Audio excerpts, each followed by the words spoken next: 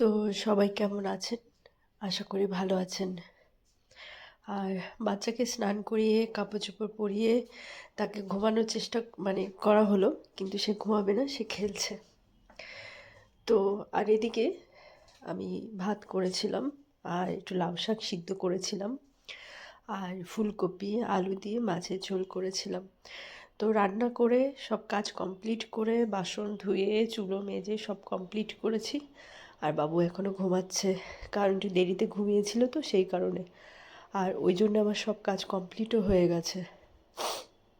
আমার যেহেতু খুব ঠান্ডা লেগেছে, তো কথাটা বুঝতে একটু অসুবিধে হতে পারে। নাকে নাকে কথাটা হচ্ছে, কষ্টও হচ্ছে ভয়েসটা দিতে। আর আমি এই শাকটার মধ্যে দিয়েছিলাম একটু নুন আর একটু লঙ্কা, কারণ এটা আমি এইভাবেই খাবো, সেই কারণে। পরে আবার ভাত তরকারি খাবো। তো যাই হোক, অনেকে ভাবতে পারে ঠান্ডা লেগেছে, ভিডিও করার কী দরকার, ভয়েস দেওয়ার কী দরকার। আহ, এই একটা কথা আছে না, ছিঁড়া কাঁথায় শুয়ে লাখ টাকার স্বপ্ন দেখছি। তো আমিও স্বপ্ন দেখছি যে ভিডিও করে অনেক টাকা ইনকাম করব। সেই কারণে। তো যাই হোক, এটা নিয়ে অন্য একদিন বলবো। খেতে খুব ভালো হয়েছিল, শাকটা ভীষণ ভালো লেগেছিল। আর এদিকে আমি সবজি প্রচুর খাই, সবজি নিয়ে আমার কোনো ব্যাপার নেই, আমাকে বাটি বাটি সবজি দিলে আমি খেয়ে নিই।